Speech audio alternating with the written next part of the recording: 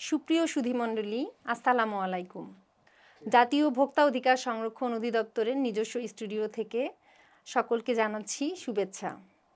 আমি আফরোজা রহমান, উপপরিচালক। ভোক্তা অধিকার সংরক্ষণ আইন 2009 অনুসারে ভোক্তা অধিকার বিরোধী কার্য সম্পর্কে এবং ভোক্তা অধিকার ক্ষুণ্ণ হলে একজন ভোক্তা অর্থাৎ একজন ব্যক্তি প্রতিকার চেয়ে জাতীয় ভোক্তা অধিকার সংরক্ষণ অধিদপ্তরে অভিযোগ করতে পারেন। আজকে আমরা আলোচনা করব এই বিষয়ে যে একজন ভোক্তা কি উপায়ে অর্থাৎ কি মাধ্যমে জাতীয় ভোক্তা অধিকার সংরক্ষণ অধিদপ্তরে অভিযোগ করতে পারেন এবং আমাদের যে ভোক্তাগণ অভিযোগ করেন অনেক সময় আমরা অভিযোগগুলো আমলে নিতে পারি না বা ব্যবস্থা গ্রহণ করতে পারি না। তো আসলে কি কারণে এই যে ব্যবস্থা নিতে পারছি না বা বাতিল হচ্ছে এই বিষয়টা এবং ইদানিং কি অভিযোগ আসছে অধিদপ্তরে সেই বিষয়টি নিয়ে আলোচনা করব।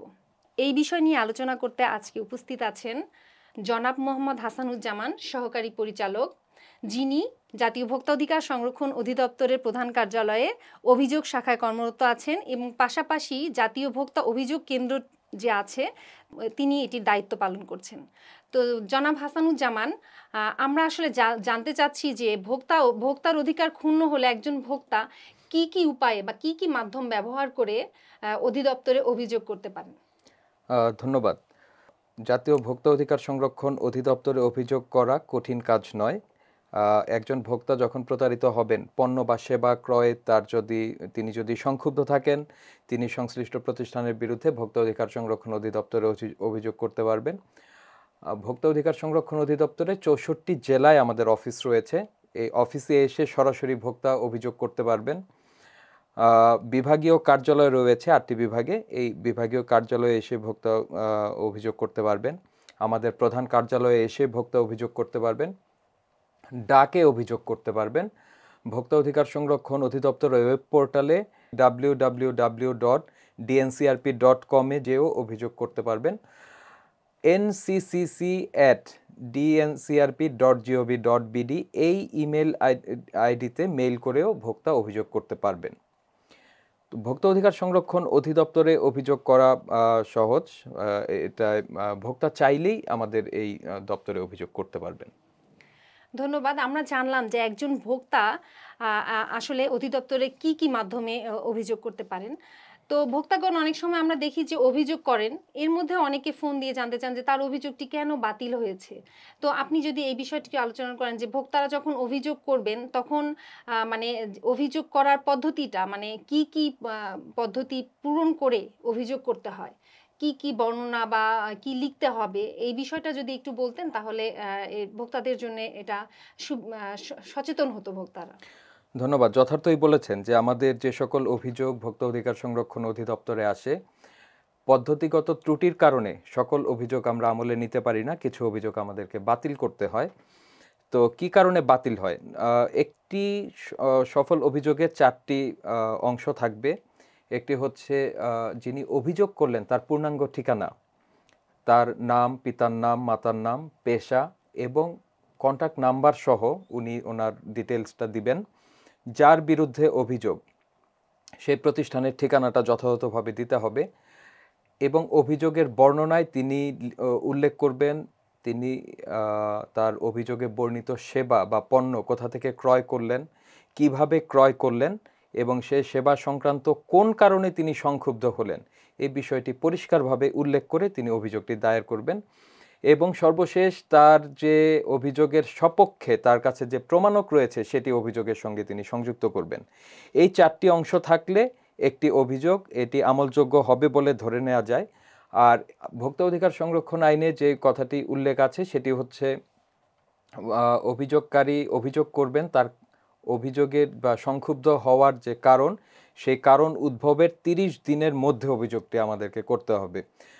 অন্যথায় এই অভিযোগটি বাতিল বলে গণ্য করা হবে। এটা তামাদি অভিযোগ হিসাবে বাতিল বলে গণ্য করা হবে।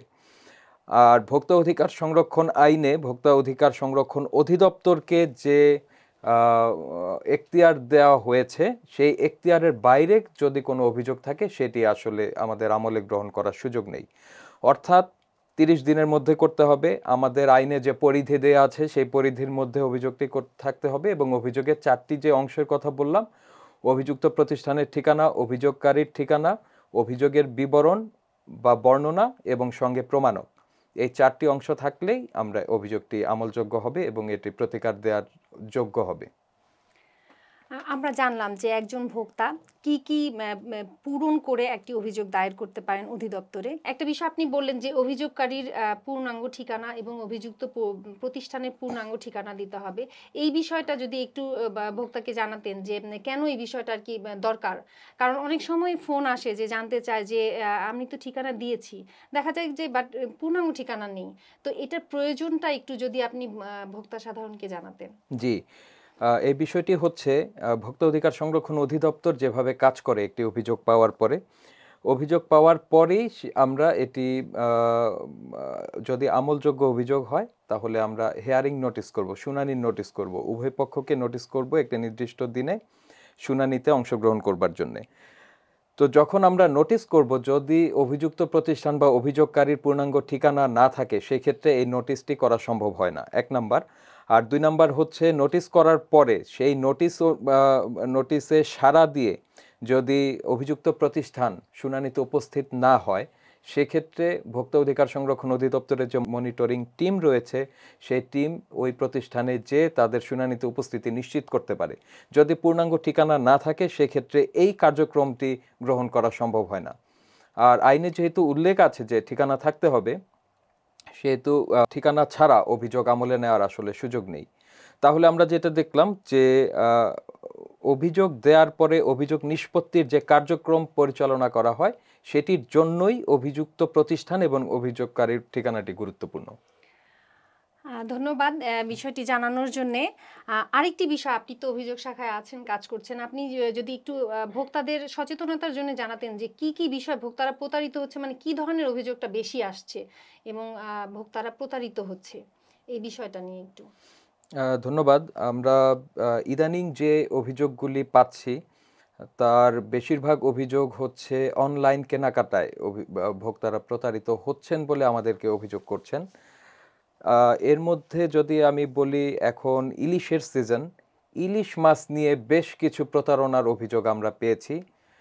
এইটার পেজগুলির নাম এরকম হয় যে চাঁদপুরের ইলিশ, ইলিশের বাড়ি চাঁদপুর, টাটকা ইলিশ, এই ধরনের নাম দিয়ে খুবই আকর্ষণীয় বিজ্ঞাপন দিয়ে আকর্ষণীয় ভিডিওর মাধ্যমে এই পেজগুলোতে ক্রেতাকে আকর্ষণ করা হয়। আমি যদি একটু বলতে চাই যে এটা কিভাবে করে এই পেজগুলি থেকে, এটার ধরনটা অলমোস্ট সেম। সব পেজগুলি যেটা করে সেটা হচ্ছে যে প্রথমে 500 থেকে 1000 টাকা তারা অ্যাডভান্স গ্রহণ করে। এটা মাছের প্যাকেজিং, বরফ টরফ এগুলির নাম দিয়ে তারা অ্যাডভান্স টাকাটা নিবে। নেয়ার পরে অন্য আরেকটি ফোন নাম্বার থেকে ভোক্তাকে ফোন করে বলা হবে যে আপনার ওটিপিটি বলুন, আপনার প্যাকেজ রেডি আছে, আপনার প্যাকেজ আপনার এখানে পৌঁছে দেওয়া হবে। তখন ভোক্তা জানতে চায় যে ওটিপি তো আমার কাছে নাই, তখন বলে যে একটা বিকাশ নাম্বার দিয়ে এই নাম্বারে একটা সার্টেন অ্যামাউন্ট বিকাশ করতে বলে। এই সার্টেন অ্যামাউন্ট বিকাশ করার পরে আবার ভোক্তাকে সে ফোন করে বলে যে আপনার অ্যামাউন্টটা সঠিকভাবে বিকাশ করা হয়নি, আপনাকে আরও এত টাকা বিকাশ করতে হবে, তাহলে আপনি মাছ পাবেন এবং বাকি টাকা ফেরত পাবেন। তো ভোক্তা তখন একটি বাধ্যবাধকতার মধ্যে পড়ে যায়, তিনি বারবার তাকে বিকাশ করতে থাকে। এর মাধ্যমে অনেক টাকা প্রতারককে দেওয়ার পরে তিনি বুঝতে পারেন যে তিনি প্রতারণার শিকার হচ্ছেন, তখন আমাদেরকে অভিযোগ করে। তো এক্ষেত্রে যে বিষয়টি হয় সেটি হচ্ছে পূর্ণাঙ্গ ঠিকানা না থাকার কারণে এবং ভুল ঠিকানা থাকার কারণে আমরা অভিযোগগুলি নিষ্পত্তি করতে পারি না।